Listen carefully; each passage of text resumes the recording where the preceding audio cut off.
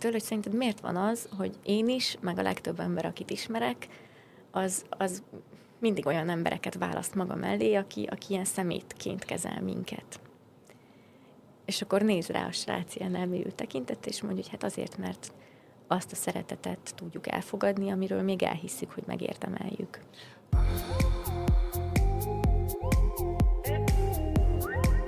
Szeretettel köszöntök mindenkit a podcast csatornámon. Ezúton szeretném nektek bemutatni a mai vendégemet, Andrea Sárközit, akit elsőként Sárközi André. Ezt légy szó, hogy ne vágj ki, mert nagyon jó. Angolul maradt meg, bocsánat.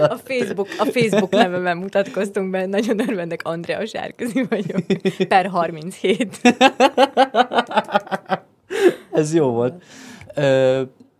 Arra szeretnélek megkérni, hogy mutatkozz be, mivel foglalkozol, és... Röviden így. Oké. Igen. Sárközi Andrea vagyok, és szexedukációval foglalkozom, szexuális nevelés témában tartok pedagógus képzéseket, illetve gyerekeket is táboroztatok egyébként, és az Integron programkoordinátora is vagyok, úgyhogy többféle dologgal, de azt hiszem, hogy itt most jelenleg az első témáról fogunk beszélgetni. Igen. De engem érdekelne az Integrom is, hogyha pár szót így beszélnél róla. Utána igen átkanyarodhatunk a szexedukációs képzésre. Az Integron program az azzal foglalkozik, hogy tehetséges roma fiataloknak kínálunk egy lehetőséget, hogy nagyvállalatoknál helyezkedjenek el. Nem állásokat kínálunk, vagy állásokat biztosítunk számukra, hanem egy olyan képzést adunk, amivel, ahogy a kolléganőm szokta mindig mondani, nem halat adunk a kezükbe, hanem megtanítjuk őket halat fogni. Szóval ez egy olyan képességfejlesztő tréning, amiben kommunikációval, CV-készítéssel, állásinterjú szituációkkal és hasonlókkal foglalkozunk, illetve van mentorprogramunk is, és ezt a Non-Profit Kft-t működtetjük kettesben Katival, a munkatársammal, szóval ez a másik munkám még. Wow. Elég szerteágazik ez a kettő tevékenységi kör, hogy az egyik részben mondjuk fiatalokkal foglalkoztok, megtanítjátok őket, az önéletrajzírásra, meg a mentorprogramot szervezitek mellé, ez eléggé sokoldalú lehet, meg megterhelő. De egyébként visszakanyarodok majd szerintem később ide, hogy annyira nem válik szét a kettő, mint amennyire most így tűnik. Szóval, hogyha picit belemegyünk abba, hogy kifejezetten így a szexuális nevelés terén is mi az a fókusz, amivel foglalkozom, vagy hogy mi az egésznek az attitűdje, akkor annyira nem térnek el ezek a munkák, hanem valójában mindegyik ugyanazon célt szolgálja, és ugyanaz a, nem is tudom, étosza az egésznek, csak más-más területeken mozogva. Erre kíváncsi vagyok.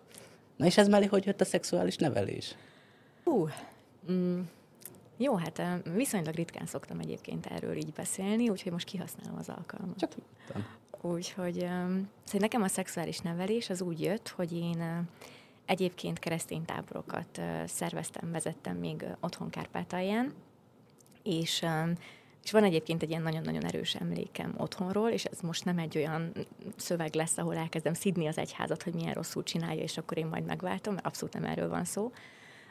Mert egy nagyon-nagyon fantasztikus csoporttal, meg csapattal dolgoztam egyébként otthon, szerintem nagyon szuper táborokat szerveztünk, és mi azért kezdtünk el otthon is foglalkozni ezzel egy kicsit a témával, mert hogy azt láttuk, hogy van rá igény. Kamaszoknak szerveztük ezeket a táborokat, vagy kistiniknek, nyilván egy héten keresztül ott vagyunk, ott alszunk, ezt a témát nem lehet kikerülni, tehát annyira első csókos ez a helyszín, hogy hihetetlen. Ez jó volt. És hogy akkor hívtunk például, tehát arra gondoltunk, hogy tartunk egy ilyen felvilágosításszerűséget, de nyilván megtartva azért a kompetencia határokat, külön választottuk a fiúkat és a lányokat, beszélgetős alkalmat tartottunk alapvetően, és akkor én a lányokat néztem ugye végig, és ott a lányoknak szóló előadást néztem végig, és oda hívtunk egy nőt, aki 2-3 gyerekes anyuka volt, egy lelkész feleség, de egyébként védőnő is, tehát egy abszolút kompetens volt ebben a témában, és amúgy nagyon-nagyon szuperül tartott egy előadást, interaktív volt, beszélgettek is a gyerekekkel, és hogy ezek ilyen 12-13 éves tinik voltak, amit azért helyettesítsük be, hogy nem ugyanazt jelenti, mint most mondjuk Budapesten a 12-13 éves tini, hanem azért néhány évvel ezelőtt Kárpátalján az még így mást jelentett. És az a lelkész feleség ez elmondta nekik, hogy akkor észrevesztek változásokat a testeteken, ez történik, elkezdetek érdeklődni a fiúk iránt, és akkor ez és ez történik, és akkor egyszer csak megtetszik nektek egy fiú, meg így a fiú is elkezd udvarolni nektek, és akkor majd így ez jön. És hogy egyébként tényleg nagyon-nagyon szép volt az, amiről beszélt, csak nagyon-nagyon élesen emlékszem rá, hogy én álltam hátul az ajtóban, ilyenkor soha nem szoktam leülni, és próbáltam kifürkészni az arcokat, mert hogy én végig arra gondoltam, hogy ez nagyon-nagyon szép, de mi van azokkal, akiknek nem így alakul? Tehát mi van azokkal a gyerekekkel, akiknek nem ilyen szépen forgatókönyv szerint alakul az élete? Mi van akkor, amikor tök más változásokat vesz észre magán? Mi van akkor, amikor nem a fiúk tetszenek meg neki?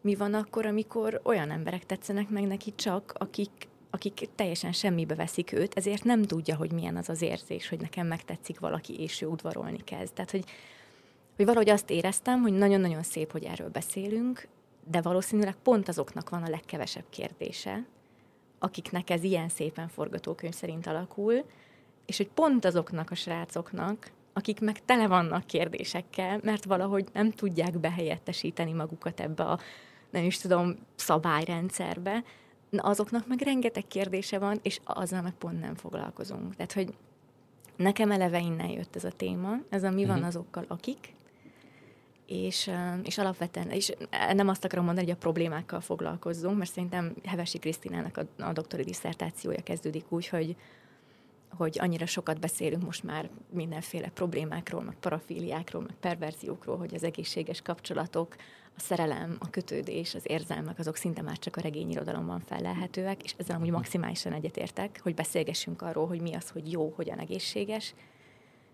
de ez ne jelentse azt, hogy figyelmen kívül hagyjuk azt a sok-sok fajta élettörténetet, meg sok-sok fajta szabálytalan, de ugyanakkor meg nagyon izgalmas sorsot, ami meg egyébként így, érted, kérdéseket vet fel. Szóval nekem minden jött ez, és nem azt mondom, hogy ilyen dramatikusan ott megfogalmazódott a fejemben, hogy ezzel szeretnék foglalkozni, mert nyilván nem.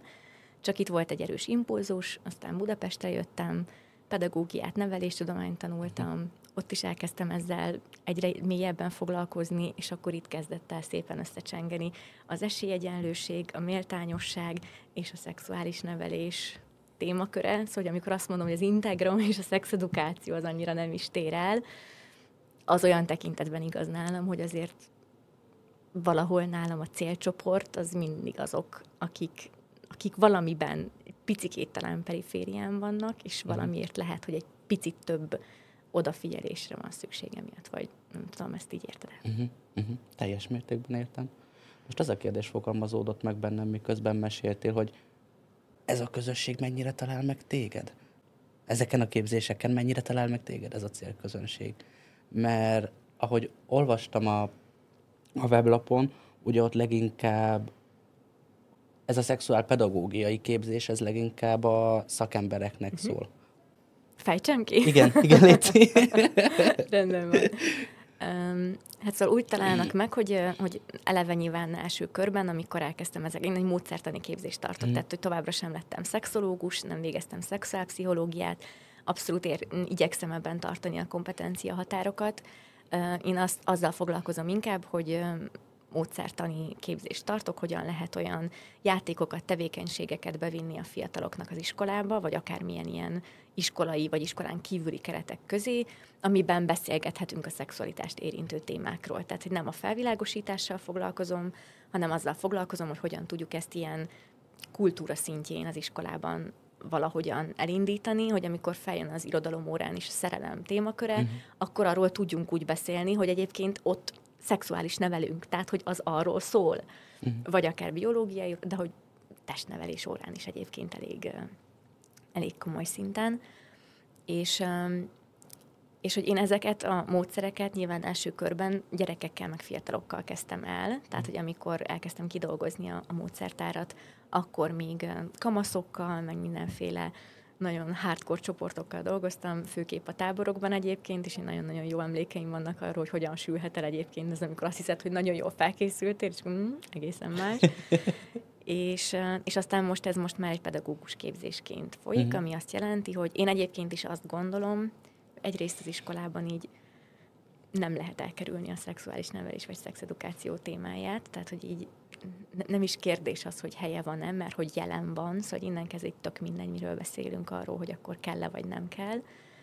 És az a pedagógus, aki ott van a fiatalokkal nap mint nap, kialakul egy erős bizalmi kör, egy erős bizalmi kapcsolat, bocsánat, akkor nyilvánvalóan ő a legkompetensebb, vagy hogy a legmegfelelőbb személy szerintem arra, hogy akkor beszélgessen. Mert én külső emberként elmegyek, megtartok egy előadást, ha igazán jól csináltam, akkor a srácoknak még 20 kérdés lett, mert hogy elkezdtek gondolkodni az adott témán, de én nem megyek utána vissza. A pedagógus viszont, aki ott van, neki megvan a lehetősége arra, hogy ne egy alkalomban, hanem egy egész hosszú folyamatban gondolkodjon ezzel kapcsolatban, és hogy vissza-visszatérjenek a dolgokra. Úgyhogy ez most egy pedagógus képzés, és a pedagógusok, a szociális munkások, a pszichológusok, akik foglalkoznak a gyerekekkel, ők jönnek el erre a képzésre, és ők viszik tovább. És hát egyébként válaszolva a kérdésedre, hogy mennyire találnak meg, igen, nyilvánvalóan a legtöbben olyanok érkeznek, akik amikor elmondom, hogy ez a képzésnek igazából egy kicsit fókusza, akkor azt mondják, hogy hát igen, örülnek neki, mert valójában ők is azért jöttek, mert olyan kérdéseik vannak. Hogy. Tehát tényleg az van, hogy amikor forgatókönyv szerint alakul, akkor nem annyira van kérdés, amikor nem, akkor rengeteg van.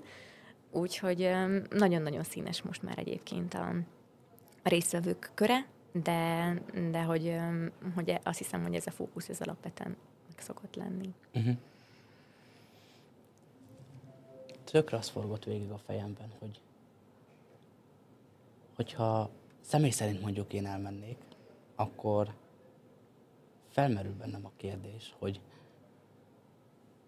a saját szexualitásommal én mennyire vagyok rendben ahhoz, hogy én tudjak a gyerekekkel erről beszélni. De fantasztikusakat kérdezel, Orbán.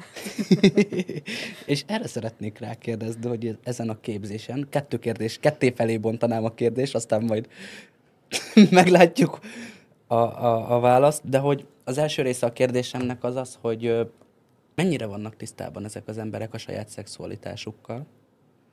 Egyrészt, másrészt meg egy kicsit a képzésre irányulnak a kérdésem, hogy mit ad nekik ez a képzés? Mivel jönnek, és ehhez képest mivel távoznak? Úgy érzem, hogy ez itt a reklámhelye. És csak rájöttem, hogy nem tudom, mióta beszélek róla. Egyébként ez a Kalandok és Álmok szakmai és élménypedagógiai műhely, Szerethető vagyok című képzése, és hát az, amit most megfogalmaztál, az szerintem az egyik legnagyobb célja is ennek a képzésnek, meg az egyik legfontosabb, hát nem tudom, hogy hogyan fogalmaz, attitűdje, nem tudom, mi itt a jó szó, de hogy szóval a képzés elején elmondok ugye fontos információkat, meg ilyen technikai dolgokat, de elmondok ilyen dolgokat is, hogy mire figyeljünk a képzés közben, és hogy ez például az egyik, amit el szoktam mondani, hogy szeretünk úgy érkezni felnőttként egy ilyen képzésre, hogy akkor én már így kész vagyok, és azért jöttem, hogy legyen mit továbbadni a srácoknak, meg hogy így tudjam őket tanítani. De valójában úgy szokták ezt a képzést nevezni, nagyon gyakran hivatkoztak már rá úgy, hogy az úgynevezett gombnyomogatós képzés, mert hogyha valaki így érkezik, és nem tudatosítja magában azt, hogy ez valójában egy ilyen véget nem érő folyamat, és az életnek a különböző szakaszaiban mindig van valami, amiben fejlődsz, amiben valami újat tapasztalsz meg, amiben valahol épp tartasz. Ezért nincs olyan, hogy én már kész vagyok, és akkor már csak adj valamit.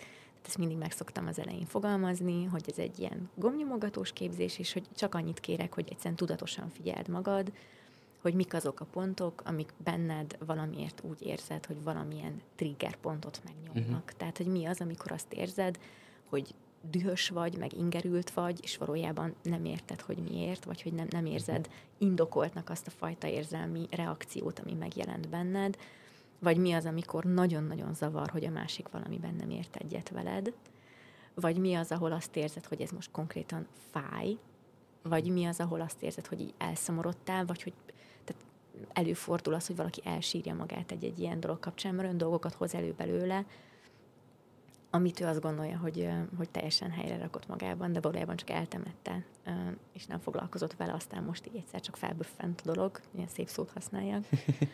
De szóval erre mindig felhívom a figyelmet, és nyilván azt is el kell ilyenkor mondani, hogy ugyanakkor én nem tartok csoportterápiát, tehát hogy ez nem lehet egy terápiás alkalom, azzal keveset tudunk foglalkozni, hogy az egyén szexuális fejlődésével visszamenőleg traumákkal, meg hasonlókkal foglalkozzunk. Mi azzal tudunk foglalkozni, hogy igen, észreveszi magában, akár tudatosítja, hogy akkor ez most jelen van. Tehát ilyen tekintetben azt gondolom, hogy egy nagyon erős önismereti 3 nap. Ez a 3 nap, akármennyire módszerekkel foglalkozunk, és a kamaszokról beszélgetünk, de ezekről a témákról nem tudsz úgy beszélni, hogy ne hoznád bele magadat, mert ezekben annyira mélyen benne vagy. Tehát, hogy látom most már, hogy mik azok a témák, amik elképesztő éles dolgokat hoznak elő emberekből, és mindig ugyanazok a témák, akármennyire vegyes csoport, mert hogy mindig más emberek vannak.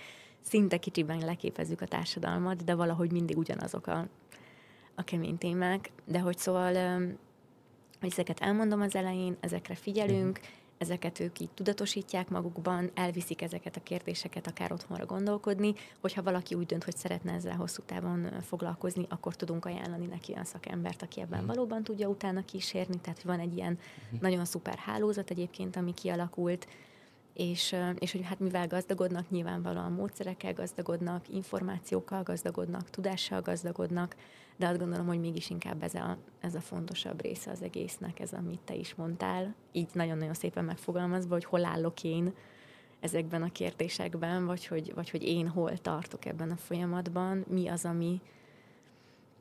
az, ami bennem még olyan hatással van, hogy nem tudom nem ráhúzni azokra, akikkel foglalkozom, mert nyilván pedagógusként, meg szülőként, meg akárkiként ebben azért elég kemény felelősséged van, hogy azokat a dolgokat, amiket te eltemettél magadban, azokat így egy az egyben adod át.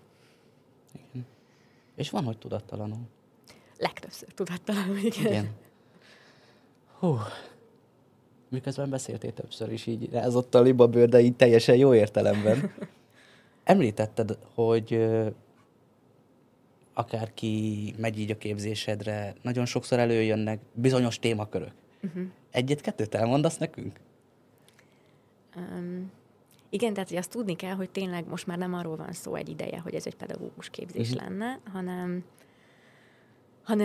tényleg ilyen nagyon-nagyon széles skálával tudjuk megszólítani az embereket, aminek én nagyon-nagyon-nagyon örülök, különböző hátterekkel, különböző foglalkozásokkal, tehát abszolút nem ritka az, hogy mondjuk nem a legutóbbin talán, hanem a 2-vel ezelőtti képzésen volt egyszerre görög-katolikus papunk is, de volt LMBTQ aktivistánk is, de előtte volt már olyan, hogy eljött egy striptease táncos nő is, azóta is nagyon szívesen emlékszem arra, hogyha figyelsz egyébként és hallgatod ezt a podcastet, és hogy szóval nagyon-nagyon-nagyon vegyes így a kör.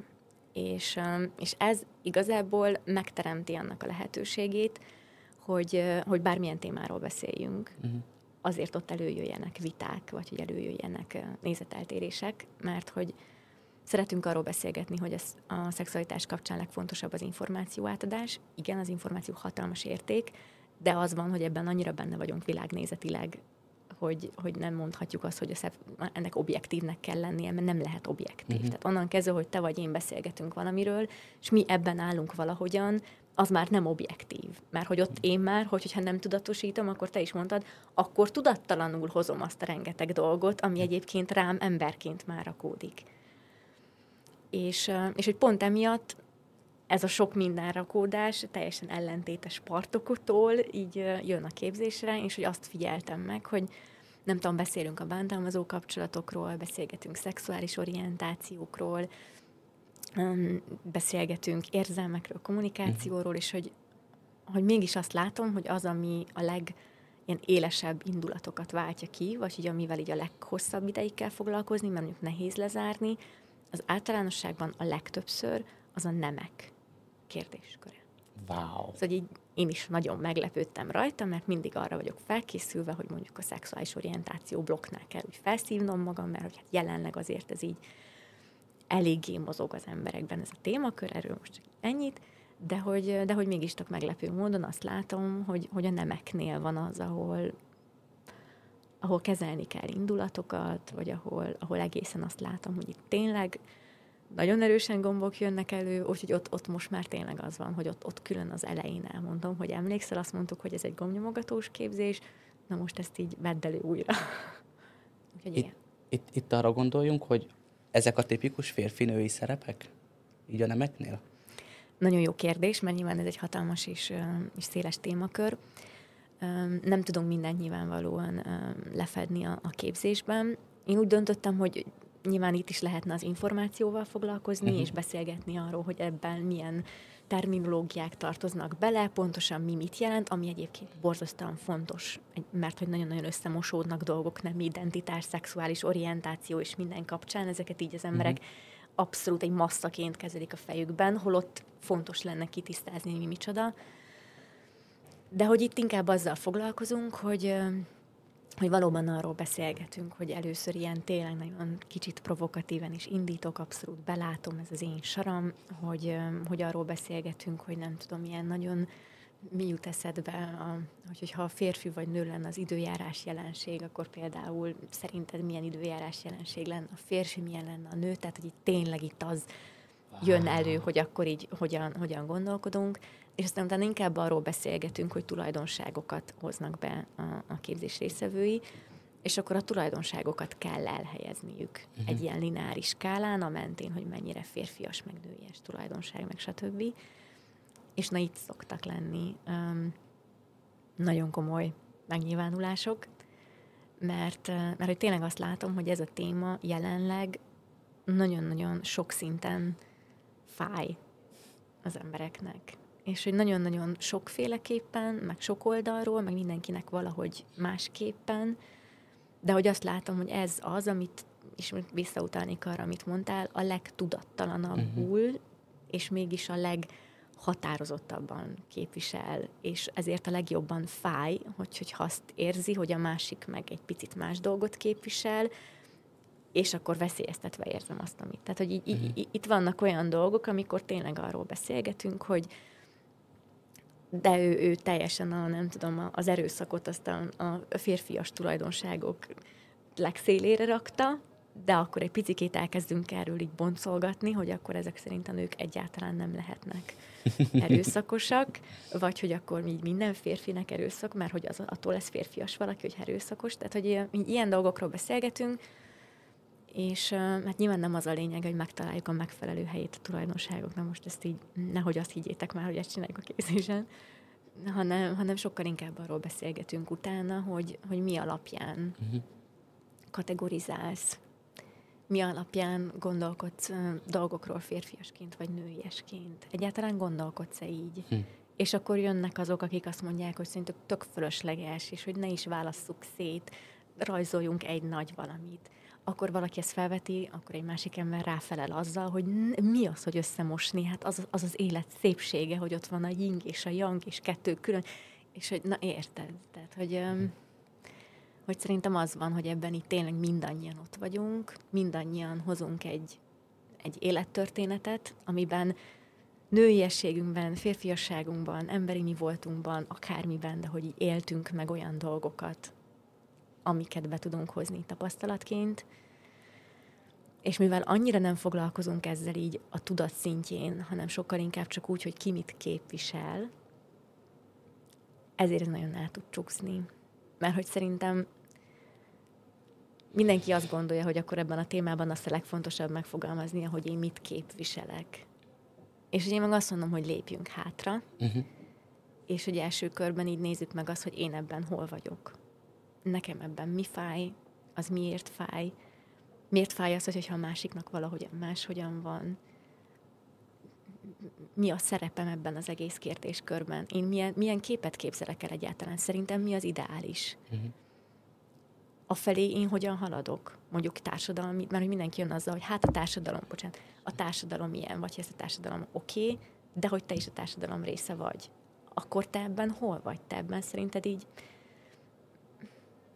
melyik, nem tudom, vizében állsz, kis kockácskában állsz, és hogy, tehát, hogy így, hogy érdemes erre így néha csak ránézni, és nem azt mondani, hogy akkor én most rögtön meghatározom magam, és nem tudom, csapatot választok, hanem egyszerűen csak megnézem, hogy bennem ez így mit hoz elő, és miért hozza elő, és majd aztán utána foglalkozunk azzal, hogy ki mit kér, de hogy előtte legyen inkább ez. Nagyon sok minden kavarog most ezzel kapcsolatban a fejemben. Gombok, Orvi? Inkább még további kérdések. Látod, mondtam én, hogyha jó egy foglalkozás, akkor még további kérdései lesznek. Igen, mert így tökre felhoztad bennem például azt a kérdést, amin már egy ideje saját magam is gondolkozom, hogy mitől érzem én magam férfinak, vagy hogy mit tesz engem férfivel. Mert nagyon sokszor a szocializációnk során, akár iskolába, óvodába, családban, nagyon sokszor azt halljuk, hogy egy férfi nem mutathatja ki az érzelmeit, el kell folytania, ne sírjál. Igen. A lány az kimutathatja, mert ő lány. Egy fiúbabának legyen kék zoknia, kék izéje. A lány az nem játszhat autóval, meg jönnek az ilyen csomó sztereotípiák. És igazából, hogyha ebbe belegondolok, személy szerint egy picit mélyebben, akkor nem is csodálkozom például a függőségeken, akár az elfojtott érzelmeken keresztül. De nem vinném el ebbe az irányba a beszélgetést. Meredek váltás volt. Amivel kezdted az egészet, a címével ennek a foglalkozásnak. Szerethető vagyok-e? Ez egy olyan mély kérdés. Ehhez is van egy kis sztorim. De jó, pont erre akartam rákérdezni, hogy jött a címen. Én Argentínában töltöttem 9 hónapot egy lányanya nevelő intézetben, és akkor kezdett el fogalmazódni bennem, hogy akkor ezzel foglalkozni kellene, és egyébként magamtól nem kezdtem volna hozzá, de Bányai Sándor szerencsére meggyőzött, hogy akkor ezt így kezdjük el. És akkor kezdtem el gondolkodni, hogy akkor mi legyen ennek a célja, mi legyen az alapvetése, hogy azután jöjjenek ugye a módszerek, az eszközök, meg hasonlók. És nekem ez egy nagyon-nagyon erős tapasztalat volt ott Argentínában, hogy azelőtt én is azt láttam, hogy mert nem tudnak ezek a fiatalok eleget, nincs meg az információ. Tehát egy lányanya nevelő intézetben dolgoztam, szóval volt ez az ilyen, nem tudom, milyen elképzelésem, hogyha elmondjuk amúgy a 12-13 éves kislányoknak, hogy mi az, hogy fogamzásgátlás, meg hogy hogyan figyeljen magára, akkor ezeket meg lehet akadályozni, és az információ számít. És hogy, de gondolom nem spoilerezem el a dolgot, hogy ha elmondom az elején, hogy nyilván nagyon nem így volt a vége. Tehát hogy rájöttem arra, hogy ezek a gyerekek nagy részt egyébként, vagy hát nem mondom, hogy nagy részt, mert nyilván hatalmas probléma az információhiány, pláne a hátrányosabb helyzetű régiókban, és hogy ilyen tekintetben információ átadásra és edukációra is nagyon-nagyon nagy szükség van. De hogy nagyon sokszor az is előfordul, hogy amúgy ő tudja, hogy hogyan akadályozhatná meg, csak olyan szinten nem tudja elképzelni, hogyha ő valakinek nemet mond, és ő egyedül van, akkor ő amúgy egy értékes, szerethető entitás, hogy hiába tudja, úgy is bele fog menni ilyen kapcsolatokba, mert nincs motivációja arra, hogy védje a határait. Tehát, hogy azt láttam, hogy annak a lánynak, aki ott ül, teljesen üres tekintettel, nem mondom el a sztoriát, mert itt most nem a sokkolásra fogunk rámenni erre a podcastre, nem arra van szüksége, hogy én elkezdjek neki papolni arról, hogy hogyan kell fogamzásgátlási technikákat elkezdeni alkalmazni, mert hogy benne az van, hogy így whatever, ő nem gondolja azt, hogy bármire is érdemes lenne, ő nem gondolja azt, hogy ha nemet mond mondjuk annak a fiúnak, aki mindenáron rá akarja venni dolgokra, vele marad, vagy hogyha nem marad vele, akkor úristen, mi lesz, hogyha nem marad vele, akkor elveszítettem az értékemet. Tehát így valami más dolog az, amivel igazából foglalkozni kellene ezeken a területeken leginkább, de amúgy szerintem így mindenkinek is. És akkoriban néztem meg a The Perks Being a Wallflower című filmet, ami magyarul a Különc srác feljegyzései címet viseli, azért mondtam angolul is, mert szerintem sokkal szebb. És ha nem láttátok, amúgy nézzétek meg, szerintem nagyon-nagyon jó film, ezt már csak Emma Watson is garantálja benne, és hogy az olyan fiatal srácokról szól, akik valamiben kilógnak a sorból, valamiért furcsának vannak bélyegezve a többség által, gimisek, és hogy ők kialakítanak egy ilyen kis külön klikket. És hogy az egyikük, Emma Watson, ő például egy olyan fiatal lányt alakít, aki nagyon csinos, okos, életvidám, tehát ilyen wow természetű kis fiatal lány, egy igazi, nem is tudom, tünemény, és hogy mindig olyan barátjai vannak, tehát mindig olyan pasikat választ maga mellé, akik meg ilyen szemétként kezelik. Tehát, hogy ilyen rosszul bánnak vele, nem szeretik, átverik, megcsalják, kihasználják, és a többi, te tudod a sztorit. És van benne egy ilyen beszélgetés, ahol leül az egyik ilyen barátja mellé, és akkor megkérdezi, nem ilyen barátja, bocsánat, egy fiú barátja mellé, és akkor megkérdezi tőle, hogy szerinted miért van az, hogy én is, meg a legtöbb ember, akit ismerek, az mindig olyan embereket választ maga mellé, aki ilyen szemétként kezel minket. És akkor néz rá a srác ilyen elmélyült tekintet, és mondja, hogy hát azért, mert azt a szeretetet tudjuk elfogadni, amiről még elhisszük, hogy megérdemeljük. Wow.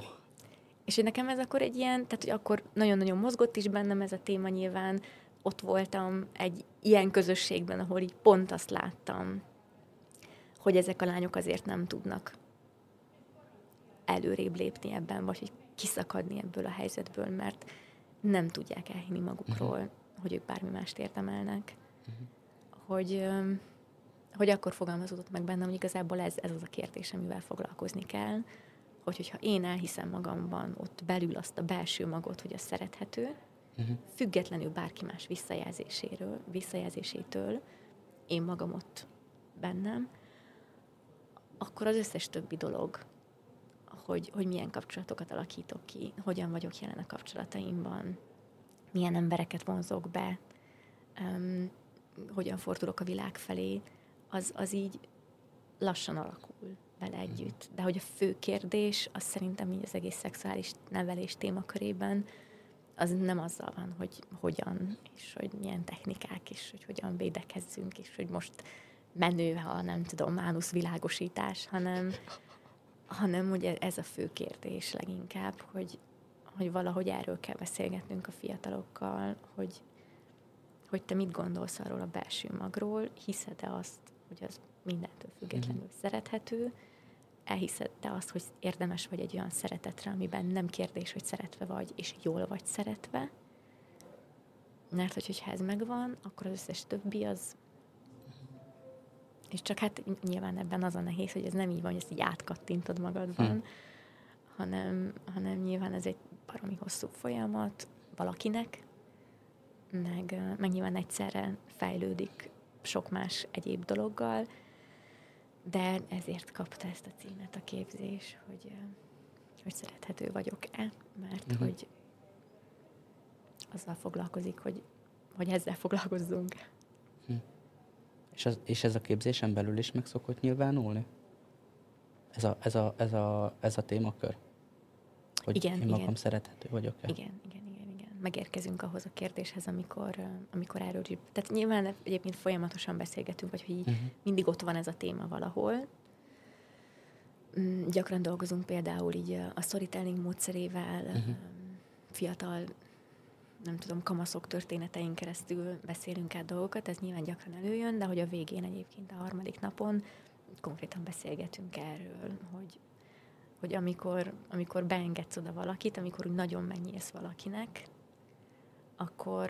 akkor te mit érzel közben, vagy hogy rád ez milyen hatással van. És egyébként nagyon-nagyon szépen megnyilvánul, hogy elmondja valaki, hogy valakinek ez ilyen felszabadító érzés, ilyenkor érzi azt, hogy megáll a pillanat, kitágul az univerzum, csoda történik, valaki elmondja, hogy neki ez egy ilyen szégyen, örökké az rakódik rá, hogy túl sokat mond, hogy a másik nagyon belelát, hogy meglátja azt, amit nem kellene, hogy mi van, hogyha nagyon-nagyon mélyre lát, és akkor már ott nem fog szeretni, hogy mi van, hogyha nem is kíváncsi rá, csak tehát hogy így nagyon-nagyon látszik az, hogy ebben mennyire különbözőek vagyunk, és különböző csomagot hozunk magunkkal.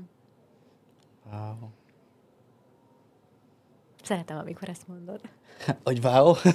Hát most előfordult egy pár szerintem szó. lehet majd a podcastednek az ilyen hogy wow. Belegondolva, hogy az egész életet tekintve, így az önismeret, ami így eszembe jutott, de hogy tényleg ez ennyire fontos. Ugyanis akkor tudom meghúzni a határomat, hogyha tudom, hogy meddig mehet el. De hogy én meddig megyek el saját magammal szembe.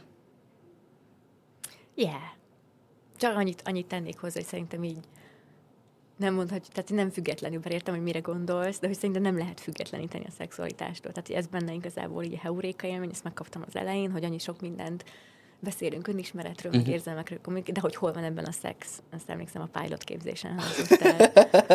és hogy számomra meg ilyen, hát hol nincs, tehát hogy ez mind a szex, tehát hogyha elkezdünk arról beszélgetni, hogy ki mit keres ebben, hogyan éli meg a gyönyört, mitől tartja jónak a szexet, meg stb., akkor úgyis ezekhez a kérdésekhez fogunk visszakanyarodni, hogy mennyire van az ember rendben önmagával, mennyire meri magát megmutatni a másiknak, akár testileg, akár lelkileg, de ez a kettő azért elég szorosan összefügg.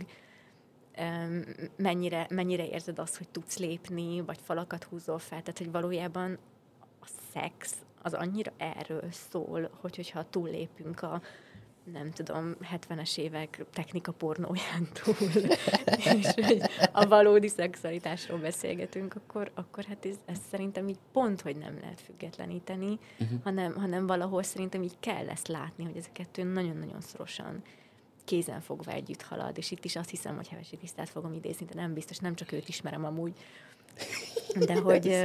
de hogy szóval, hogy ő fogalmazta meg azt is, hogy a szexuális fejlődést ezt nem lehet leválasztani a személyiség fejlődésnek az egyéb komponenseiről. Tehát, hogy ez nem így működik, hogy van személyiségfejlődés, és akkor ott van érzelmi intelligencia, meg önismeret, meg stb., és akkor van a szexuális fejlődés, hanem hogy valójában ezek annyira szorosan összefüggenek, és kéz a kézben járnak, hogy a legtöbb, amit tehetsz, az az, hogy odafigyelsz arra, hogyha itt van valami probléma mondjuk, akkor nincs olyan, hogy csak ezzel foglalkozom. Tehát, hogyha valaki egyébként szexuálpszichológushoz is megy, és valamilyen témát hoz be, hát nincs olyan, hogy csak ezzel fogsz foglalkozni.